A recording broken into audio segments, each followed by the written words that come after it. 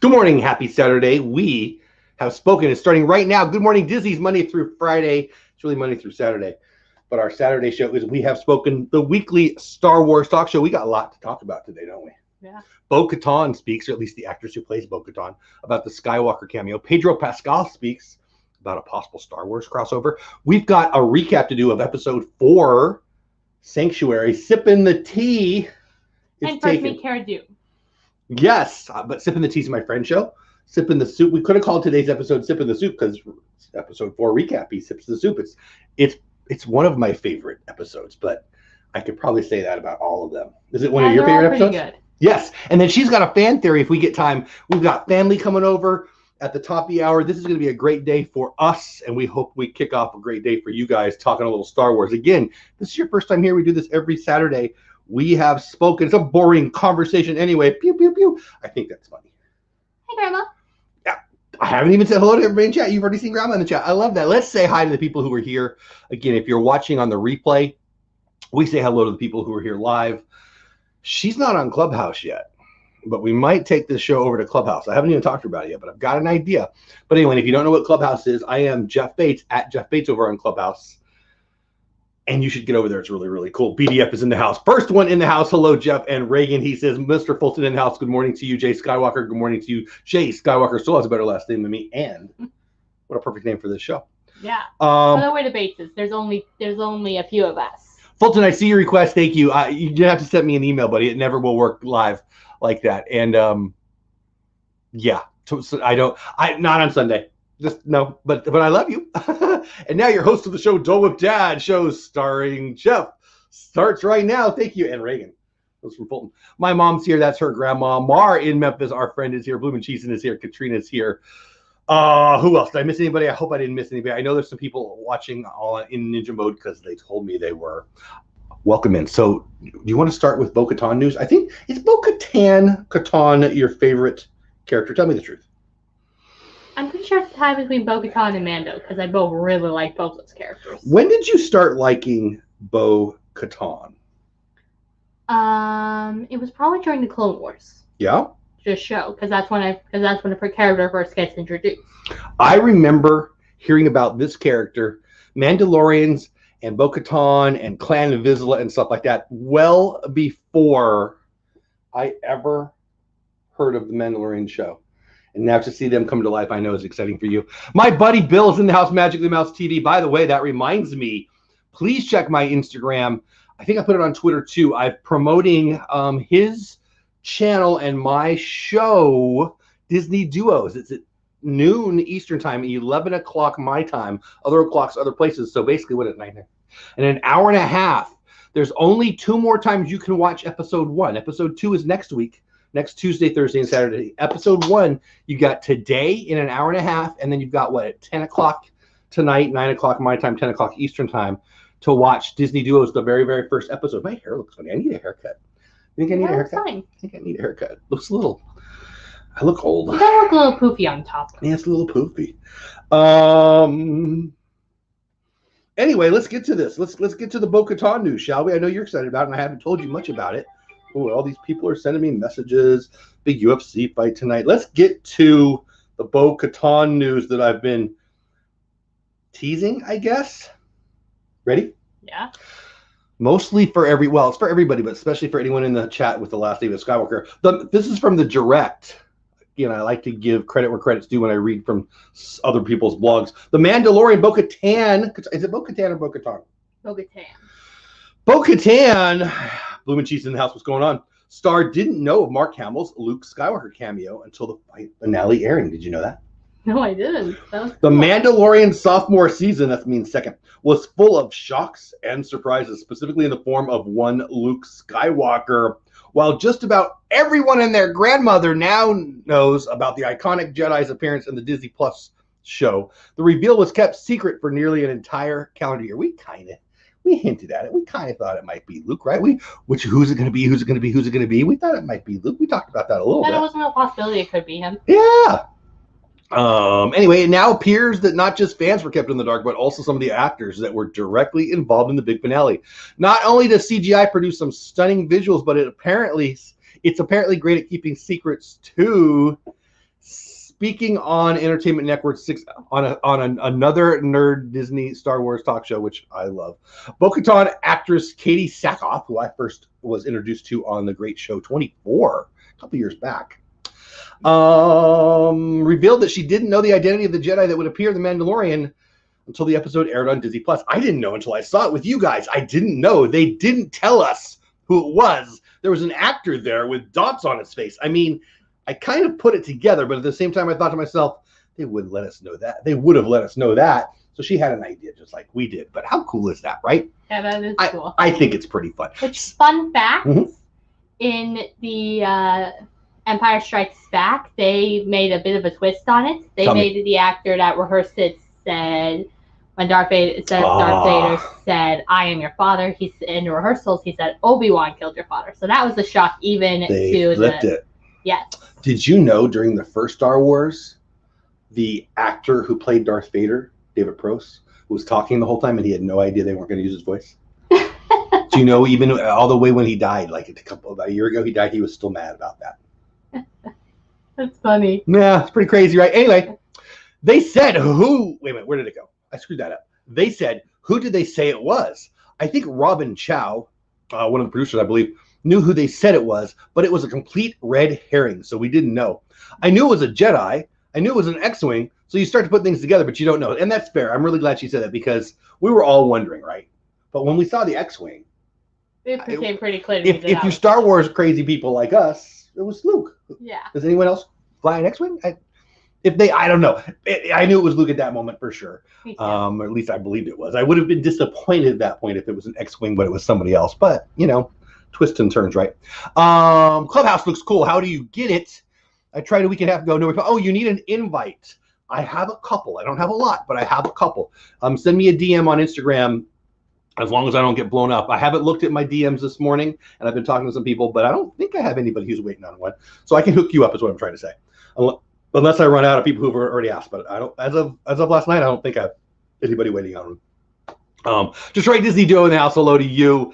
By the way, I cried almost when Luke showed up to get in. Okay, so I don't like admitting to crying. And I feel like I do that a lot now that I have a YouTube channel. But yeah, I was knowing that Mando was going to give him up was hard enough, right? Yeah. And the awesome scene. And yeah, I'm not going to lie. I saw the X-Wing and I might have been a little less than manly. Yes. You full out cried that. I saw it. It was rough. It was rough. And I remember thinking, I'm watching this and I was watching it and I'm like, oh, I hope they don't look over here. Yeah, I did see that. Nico the Greco, welcome in. The great Larry King has left us, yes. Great one X-Wing. Yep, exactly. So anyway, what do you think about this? What this means? We all know the Great Lakes that Star Wars goes to protect big reveals, but this is something else. Way back in 1980 when Empire Strikes Back hit theaters, the massive "No, I am your father" twist came as a shock. You didn't even know I was about to read that.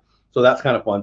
Mark Hamill has spoken about how the original line was recorded as Obi-Wan killed your father, which is pretty cool, right? Yeah, that is cool. So it even fooled the actor who did it. Yeah. So the actors reacted to someone in a Jedi cloak, but didn't know who the production department was going to see. Exactly. I mean, you can figure it out when you know it's an X-Wing. Great one X-Wing. We're saved is what Cara Dune says. I mean, they and she says that. They all kind of had the feeling, yes, Nico, Hank Aaron. I've got to meet him. Well, I didn't get to meet him. I got to meet him, but we didn't. Do you meet somebody if you don't talk to him? I've been around Hank Aaron a couple times on a couple separate special occasions, and from all accounts, a great man. Certainly one of the great players ever. And I do have a sports show coming February. We're only a week away from February, and I got some stuff for you guys. But anyway, yeah. So what does that mean? That means they did a good job. Let's get to more. We only have a half hour left. She's got a fan theory. We got a recap to get to. I got to get that thing out of your way, huh? I got to get you taller or something. So let's get to the other news so we can get to the recap, so we can get to her fan theory. Pedro Pascal had made some news. You know who that is? The actor that plays Mando. The Mandalorian. I heard that Mark Hamill might be in another Star Wars production coming up. I've heard some stuff about that too. Pedro, the biggest star on the planet. You know the biggest star on the planet right now is Pedro Pascal. Number 2 is Gina Carano, who plays Cara Dune. I figured those two actors would probably be pretty successful considering how great Mandalorian is. They've done a pretty good job. Pedro didn't even have to show his face for most of the 2 seasons. Yes, I was in the presence of Hank Aaron a couple times. I didn't get to talk to him. I didn't shake his hand, so I don't want to make it sound like I'm more than it was. But he was certainly a nice guy. He was doing events that I was at a couple times. Anyway, Pedro Pascal teases new Star Wars crossovers in The Mandalorian. You gotta move that. I'm gonna knock that right over. There are so many unexpected surprises and timelines that are going to be dealt with, says Pedro. This is from, where's this from? NME.com, which sounds like enemy. Pretty funny.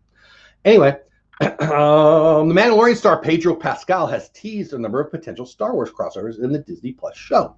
The actor who plays the character in the spin-off series speculated on plot lines in the third season in a new interview with IndieWire. So he's talking about what happens in season 3, which you ask me about pretty much every dang day. I want to get ideas. I know you do. She needs to be a writer. I mean, she kind of is a writer, but she has all the fan theories. That's really why we have this show. And the Mandalorian stuff is kind of buzzing through your brain right now, right? Yeah. The actor who, I already heard that. I am told what's happening and what's the plan is, but I can't share it. They are in the expansion of this world where there are so many unexpected surprises and timelines that are going to be dealt with. He added, if the character were to cross over into these worlds, it will be utilized in the way that isn't meant to be expected. Yeah, you think? I wouldn't want to spoil the surprise of whether or not characters from the show we already know are crossing over. Meanwhile, the Mandalorian star Gina Carano, my favorite, recently addressed backlash from fans from the series. She might, I don't even want to go there. I'm going to stick around, and if my presence bothers you, okay, but also a lot of people are not bothered by my Twitter presence or my social media presence, so I focus more on those people. She told the Drunk C3PO YouTube page. There's a YouTube page called the Drunk C3PO. I would not want to see C3PO drunk. Why am I not? Why not? Why not? I will be checking that channel out. I guarantee it. I bring the fire out in people. I'm not sure why, says Gina. Writing about the Mandalorian Season 2's finale, enemies Paul Bradshaw, the guy from this website, blog, whatever. That's how you end a series after 16 episodes of detours, U-turns, and build-up. The Mandalorian finally brings everything together for one big satisfying showdown, giving us one ending and a dozen new beginnings in one, right? Do you agree with that? Yeah. I loved the ending so much. It was, I said it, I think on my Instagram or my Twitter instantly, right as I watched it. That was perfect. And it was. The end of The Mandalorian, the completeness of the series. Talk about, Lost is the worst TV show ever because it was so good and it had so many hooks, right? And then it never satisfied anything. Therefore, it goes down as one of the dumbest shows in history. This was great the whole time. Built, and totally satisfied. Totally accomplished the task. The heroes do their job. They barely get away. And oh my gosh, talk about, usually fan service is something that, hey Gonzo, what's going on, buddy? Usually fan service stuff that we want to see doesn't work. But boy, when you get Dave Filoni and Jon Favreau together, boom. Yeah. What is your favorite thing about how they ended it? Because for me, it was that we got to see baby Yoda, Grogu, who we love, going with Luke Skywalker, who we love. That's my favorite part about it. And while we had some hope, we certainly didn't know. What was your favorite part about it? Because I know you loved it. The ending? It was probably how Mando did what I was hoping he would do all along. He took off his helmet and officially let the children watch behind him. Yeah. I was really happy about that. Now, she talks about the children watch a lot, and that's going to go into her fan theory. You want to get to, everybody say hi to Gonzo, please. I'm cleaning my office, but I'm listening. Don't work too hard, buddy. Saturday morning. Still unsure about WandaVision. Do you want to talk about WandaVision? No, this is a Star Wars show. Okay, that's fair. WandaVision's crazy. It's a little strange, but it's also funny. I like it. I have no idea why. Maybe am I the one under spell? Maybe it's my dream, not her dream. Maybe Hydra has me. Did I give away a couple of things that I think? Yes. I think so too. What kind of oil would be used to make? I need some oil for my hair to make C3. Okay, I got to read that better. Mar says, what kind of oil would be used to make C3PO drunk or spiked WD-40? I'm thinking Crown Royal. That's just me. Oil spiked with spice? Not bad. Or Dole Whip with some rum in there.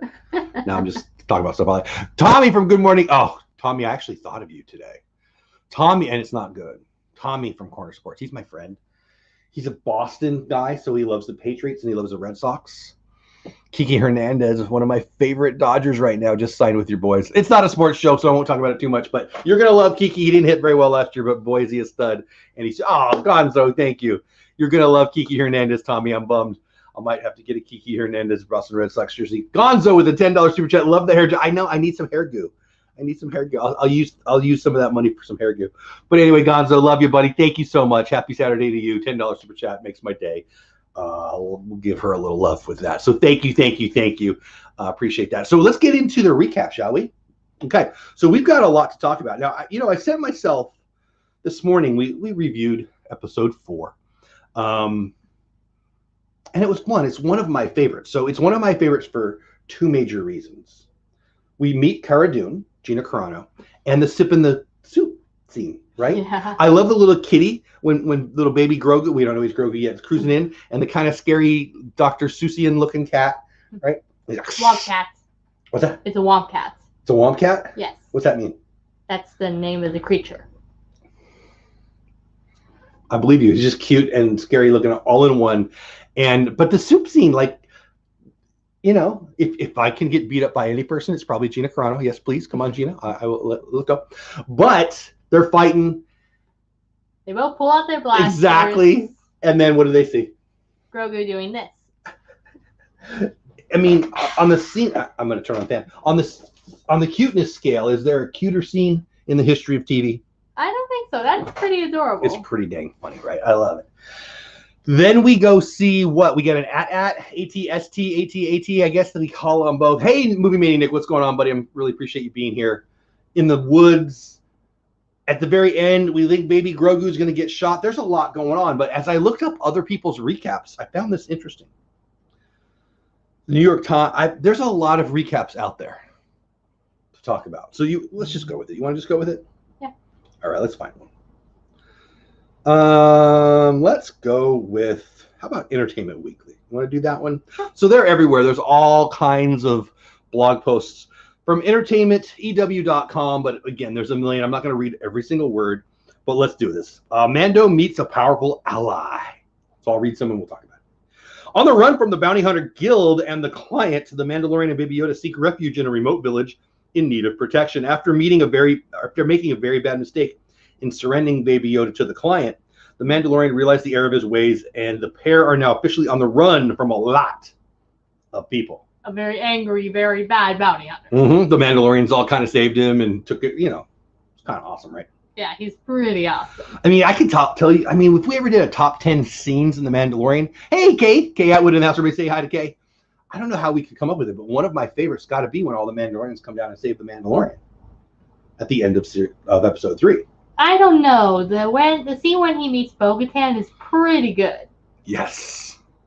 Very good. She completely rocked his world by saying he was raised by a cult, not a clan. Which freaked him out, but it turns out he probably believed her. Yeah. He probably thought about it and he realized some things didn't add up. Clearly. Because clearly he believes her.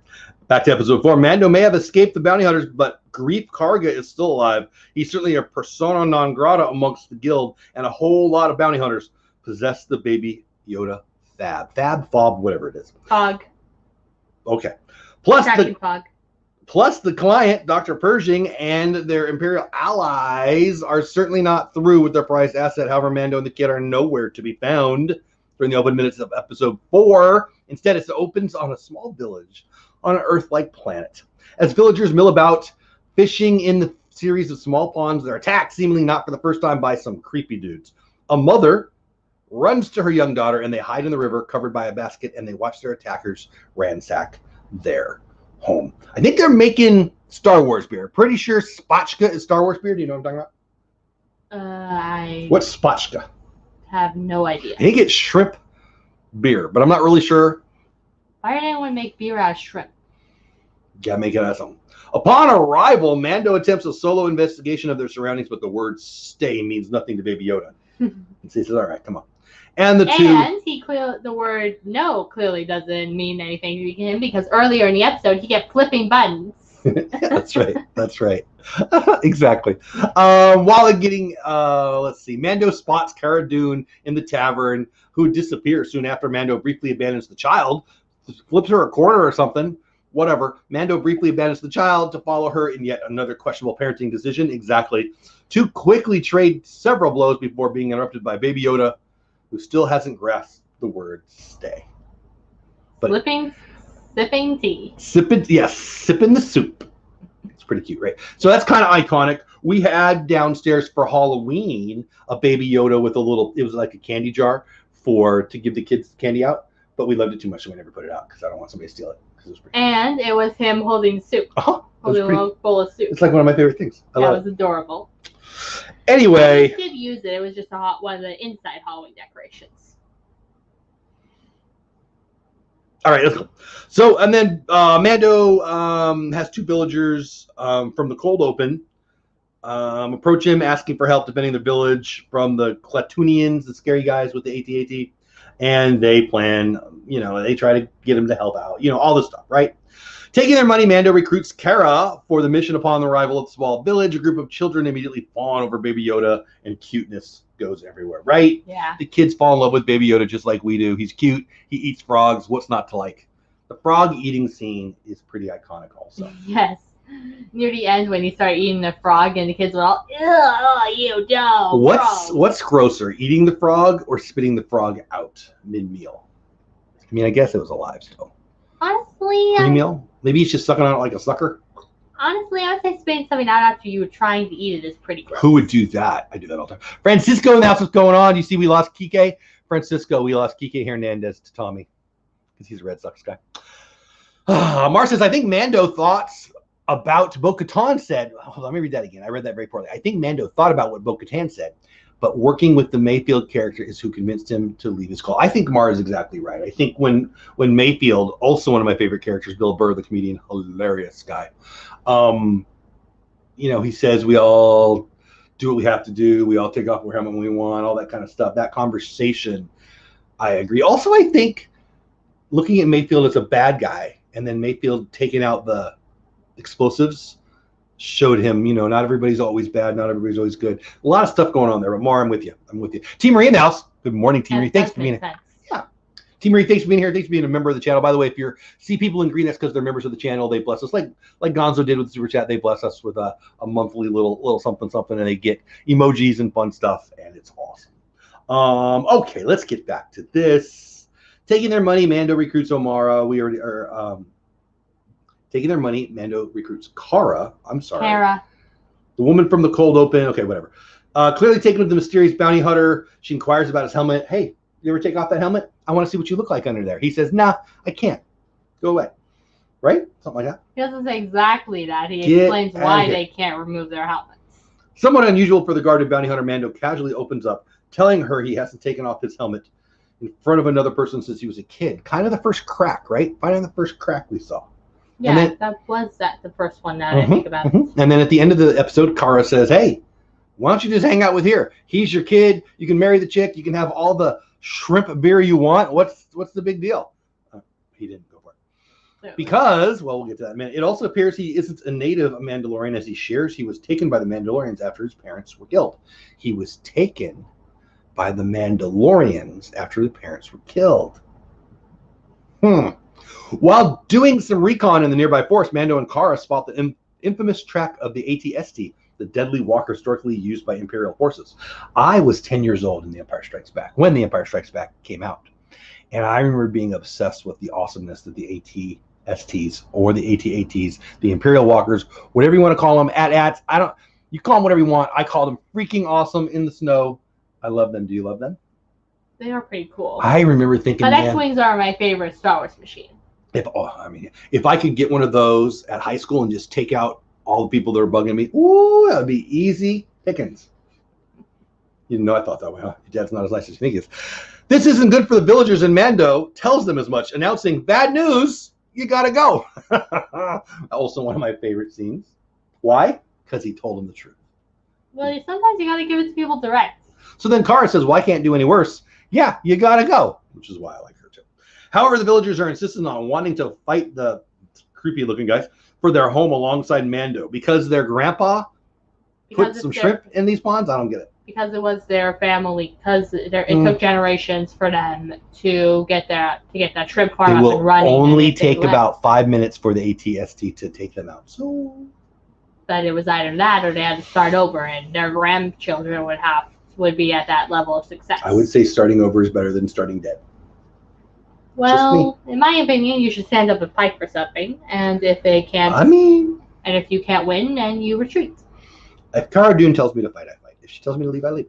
Mando and Cara ambush the creepy dudes, attacking them and blowing up their supply tent, activating the ATSD. They lead the deadly walker back to the village, where the shrimp farmers are waiting and ready. The children, including Baby Yoda, are safely tucked away from the battleground, which I think is crazy because they're totally not safe anywhere. They have sticks, but whatever. The plan hinges on the ATSD falling into the moat they've dug. Did you like that plan? Yeah, that was cool. Okay. That was a good one, in my opinion. Okay. Since there was nothing, it's very creative because since there was nothing capable of breaking the legs on the walker, they had to build a trap. That was clever. All right. However, the ATSD doesn't fall for the plan, and the fight ensues. The villagers and their hired guns against the Clatonians and their ATSD. At the bank of the moat, the ATSD is showing no signs of succumbing to their plan, prompting Cara to use herself as bait and lure her into the moat. Cara, you can use yourself as bait for me anytime.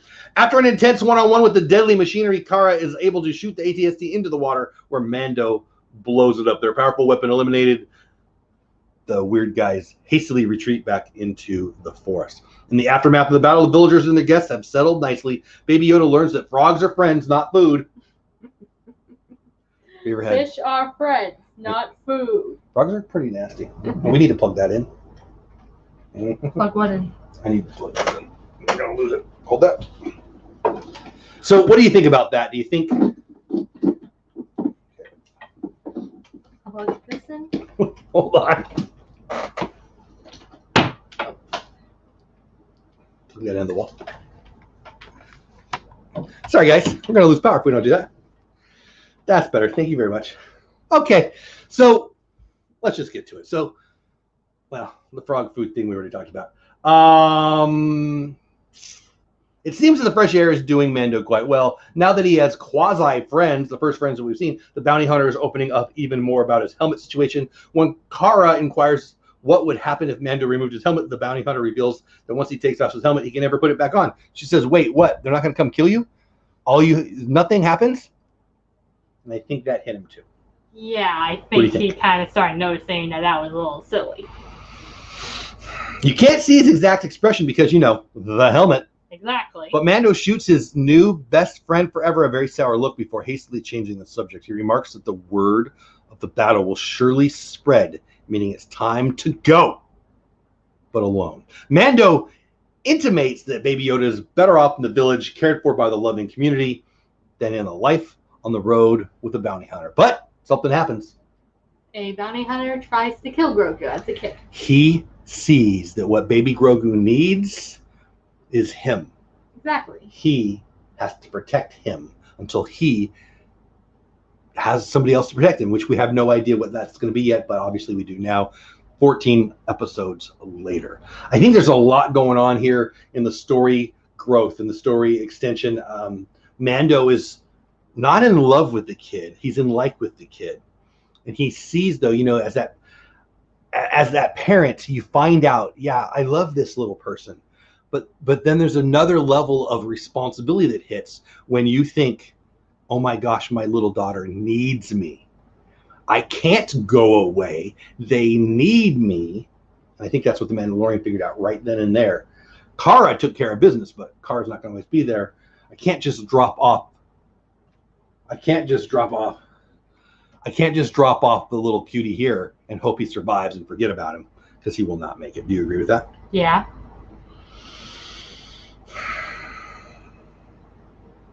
Mando picks up the bounty hunter's fob and realizes the bounty hunters now know where Baby Yoda is. The adorable little guy is now no longer safe in the village as Winta and Baby Yoda share a tearful goodbye. Mando and Omora bid a brief stoic farewell, silently mourning what could have been. Having enjoyed their dalliance with a quiet, normal life and just a touch of danger, Mando and Baby Yoda are officially back on the road. I think it's very well written. It's really a lot of fun. Again, from EW.com, entertainment.com. There's a New York Times one out there. There's a whole bunch out there. I chose to read that one to review it. Again, one of my favorite episodes for a lot of reasons. The Baby Yoda soup, the Baby Yoda frog, meeting Cara Dune. It's just greatness. I like AT-ATs. So many things in this episode that make it one of my favorites. What say you about the episode as a whole? I think it's really good. Yeah? On a scale of 1 to 10, I give it 10 happy eating frogs. Texas Edits in the house. What's going on, Texas Edits? Also from Texas. We're in Fort Worth, so Texas is the place to be. Texas Edits, I'm glad you were here. Good morning to you. Yeah, I'll give it 9.5 half-eaten baby frogs too, or full-fledged frogs. Baby frogs come later. Yes. But I really like it. I think there's so many of those. You know, every week when we review another or we do a recap of another Mandalorian episode, this comes up. Very, very, very Midlothian. Nice. Not far from me at all. Happy to meet you, neighbor. Pluto's in the house. What's going on, buddy? Glad to see you here. I think that we always have some kind of conversation that relates to how great of a job Jon Favreau and Dave Filoni do in making this a space western, which is what George Lucas was doing with the original, and now they're doing it very, very well with Mandalorian. They go to the tavern. They have the gun battle. They have the battle with the. I mean, it's very Clint Eastwood, John Wayne. I love that. And I got to be honest, I'm not that big of a Clint Eastwood, John Wayne guy. I just love the storytelling aspect of it. Dave Filoni is kind of our idol. She's got me into the Clone Wars. Sunday mornings we watch an episode or two, and we're gonna bring those into this show too. But right now we're gonna go through the Mandalorian. But there's so many of the 18 that you could put up there high. But this is definitely one of, I think, the iconic episodes of the series. And I think, again, I said it already, but Cara Dune sipping the soup, eating the frog, and the AT-AT. I just think it's iconic. I mean, if this was a 2-hour movie, it would do very, very well. Would you agree with that? Yeah, it would. And the music is Westernish. Yes, I agree with that totally. I love it. I love it. It's a 10% cantina, and the cantina scene in Star Wars, and 90% 50s Western. I love it. It's very evocative of wind, even. I don't know. Ooh, evocative. That's a good Saturday morning. Evocative. It means Dad had some coffee. That's what that word means. Saturday morning. So, and now we're almost out of time. In 8 minutes, we've got family coming over to the house, so we've got some stuff. I do have some announcements to make. She wants to talk a little bit about a fan theory that I'm going to let her go on. I'm not going to guarantee I'm going to have any idea what she's talking about, but we're going to have fun with it. And let me do a little promotion real fast. Clubhouse at Jeff Bates. I don't have a million invites. I have a couple. I don't know how many. But if you're interested, let me know. I do have some sports, some YouTube growth, and some Disney/Star Wars stuff that I'm going to do. I've hosted 3 clubhouses over there. I'm going to sign up for to host my own club. So I do think 2021, I'm going to be on Clubhouse a lot. If you're interested, let me know. If you're already on Clubhouse, please find me at Jeff Bates, at JEFFBATES. I've been taking off a Sunday night, so the evening shows are back in February. Okay, so Welcome Home, the DVC show, Friday night Disney Pins Live, Creator Talk on Sunday night. So those will all come back in February. So this is the last week without those. So that'll be a lot of fun. Monday through Friday, Good Morning Disney. Saturday is this show. We have spoken, so lots of stuff for you. And we got those other channels, the Animated Investor, which I think I'm putting out a video on today. And the Sports Channel is kicking off big time, February 1st, a week away. All right, so check those things out if you're interested. Oh, and the radio show, my gosh, in just a little over an hour. The Pascal and Parent House, what's going on? Please, please, please, please, please get over to Magic of the Mouse Radio. My show is at 12 noon, which is in an hour and 7 minutes, and tonight at 10 p.m. Eastern. Those are Eastern times, 12 noon Eastern time and 10 p.m. Eastern. My show is Disney Duos. I would really, really, really like you to watch it for 2 reasons. Listen to it. One, I want you to listen to it so he gets good numbers. Number 2, I want some feedback, okay? I've only had 4 or 5 people give me feedback, and I'm really happy with that feedback, but I'd like some more. Please, please, please let me know. Listen to the show. It's an hour long. I think it's a lot of fun. You've got a fan theory you want to talk about. You've been waiting for a while. Yes. You've been pretty excited. So I'm going to try to hang. I'm probably going to have questions. Talk slow because you get excited. Ready, set, Star Wars theory, go. So, believe it or not, the Mandalorians who grabbed in as a child are not the same as the Mandalorians in the cult. What do you mean? I did some research on the scenes, and according to the scene where we see when the Mandalorians grab him, those were real Mandalorians. So we're talking about the scene where he's in the like a, I don't know, like the storm shelter or whatever, and they're okay. And according to the scene we saw when we first get a look at the other children on the watch, which we don't know that's who they are yet. They the Schmelter and the angry people. Yes. Okay. They had rusty armor. Yes. Like pure Beskar. Yes. They look like they've been in a fight. Exactly. Okay. So those aren't the same Mandalorians As what? as the ones who grabbed him. Because Different armor.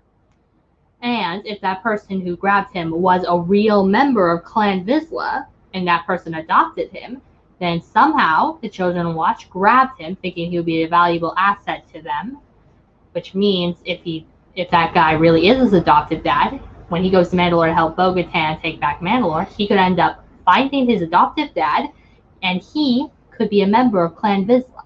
I have hiccups. Hey, Shelly Starwalker in the house. So what you're saying is the people who grabbed him and saved him out of the bunker aren't necessarily the same people that we know from the lady who smashes the stuff down and the people who he had a fight with and then saved him? Yes. You're saying they might be different. Yes, that's my suspicion. And so what would that mean if you're right? That the Children of Watch took him. Okay. So the Children of the Watch are the cult, according to Bo-Katan, that came in and saved him and all that, right? Yes. Okay, I thought so. I just want to make sure I've got it right. And you think they might be different, and that's important because... Because according to an episode of Clone Wars I watched, I realized that the Children of Watch are centuries old. At least Clone Wars, at least. They could be centuries old. But they are very old. Which means they didn't break away recently. And if those were real Mandalorians who grabbed him, it doesn't add up. So he must have got taken or something clearly happened. Now, the Children of the Watch, is that what they're called? Yes. Did they get massacred? Yes. That's why we saw all those helmets, right? Yes, he's the only one left, which means if he does go to Mandalore and goes to help Bo-Katan, he could end up finding his family and his clan. So no matter who the Children of the Watch are, we don't know of anyone that's left other than Mandalorian, right? To our knowledge. And the Armor Forger. Oh, that's right. The Forger and him are the only ones that we are positive. They are still alive. Got it. And so, okay, so you think that we might, in one of these future stories, meet his parents? Is that what you're saying? Adoptive parents, yes. It seems to be a theme in Star Wars, does it not? Yeah, finding their Luke, heritage. Kylo, Rey, now possibly Mando. I think I might subscribe. What do you guys think about her fan theory? She loves the fan theories. Guys, we're almost to the end. Blue Nose, Pass Holder Pair, BDF, Mar, Shelly, Jay. Everybody's been here. Bill, Gonzo for the super chat earlier. Thank you so much, Gonzo. I don't know if you're still here. Hope you're done working in your office, but thank you for the super chat earlier. Guys, whether you're ninja mode watching, you're watching this on replay, and if you're watching on the replay, stay to the end. Thank you so much. Or you've been here the whole time. We appreciate it. Me and her talk about this show all week. I do a lot of shows. Good Morning Disney 5 days a week, other than when work gets in the way. You know, the shows that I do in the evenings, the videos I do for the couple channels I have, the other things I'm doing. Honestly, I love it all. I do. I love it all. But the thing I love the most is this show because of her. I love this, and it means a lot to me that you guys are here supporting us and supporting her. This will be a show on her channel eventually. Might be next year. We'll see. We'll get there at some point, but I want this to help her if she wants to at least. But I love her excitement for this, and it means a lot that we're not talking to an empty camera. We're talking to you guys. Question. Go. How many dark sabers would you guys give my theory? Ooh, great one. So how many dark sabers? So let me know on a scale of 1 to 10 how many dark sabers you give Reagan her theory. She's been talking about sharing that theory with you for what, 5 days now? So basically all week. I've been pretty excited ever since I realized the timeline didn't add up, and I pieced the rest of it together. What must have happened? On a scale of 1 to 10, I'm going to give it 37 dark sabers. How about that? Thank you. You're welcome. All one big happy family. Exactly. We like the fan theory, says Pass Holder Pair. Everybody else is saying good morning. I love it. I love it. Now we've got family coming over. We've got another project we're working on. Should we tell them? It's a baby related thing. It's not Baby Yoda related. Do you know who E2 is? Everly? Yes, Everly. We have an E1 and E2, so sometimes they get them mixed up. I think I'm not allowed to tell. I think we're strategizing today. So fun fact. Ooh, fun fact. Everly makes little Grogu noises. She does. And She's so cute. Not only when she only eats frogs, other times too. She doesn't eat frogs. You don't know. Mom would never let her eat frogs. That's what Paris says an 8.5. 8.5 dark saber theory and has a lot of potential for it to all play out. That's either Mike or Val, or Mike and Val. They're my friends. They're awesome. Oh, BDF says I give it 100 dark sabers. Ooh, thank you. Keith, you just became her favorite. Is there any E3 anytime soon? No, we don't think there's one coming. Not from not from this house. How about that? Yeah, probably not. Anytime soon being the key. I can't imagine currently, but you never know. People plan and God giggles. All right, that's it. You have the best day ever. You don't have to go, but you can't stay here. Have fun storming the castle unless you actually want to storm a castle, and then stand down, people. All right? Love you all. We have spoken. We have spoken. I wasn't sure what you were going to do your Disney. Oh, Case. Have a fantastic day. That's what I thought you were going to say. Kay Atwood says 9 dark sabers. You did good. You did good. Thank you. And you all did good. No, thank you guys. Seriously, I really do appreciate you all. Have the best day ever. Happy Saturday. No Sunday evening show. I do have a animated investor video that may or may not go out. I think we might have. Well, we'll see. I don't want to give it out and then not do it. I want to over deliver and under. Whatever. It's time to go. You have a good, but you can't stay here. Love you all. Have the best day ever. Bye, guys. Have a great day. Says Corner Sports. I will see you live. Probably not again until Monday morning for Good Morning Disney. 9:15 my time, 10:15 Eastern time. Please, please, please, 1 hour from now on Magic the Mouse Radio. You collected meme on the house. What's going on? Please, please, please give it a listen. Disney Duos, Magic the Mouse TV. You can ask your Alexa enable a device for Magic the Mouse Radio, or you can just go. I'll DM you, send me a note, or reach out to Bill. Whatever you want to do. Please, please, please listen. Give me some feedback. I want to get him some numbers. I think that's it. Time to go. Ready? Yes. Love you all. We have spoken. And have a fantastic day. Love it. Bye.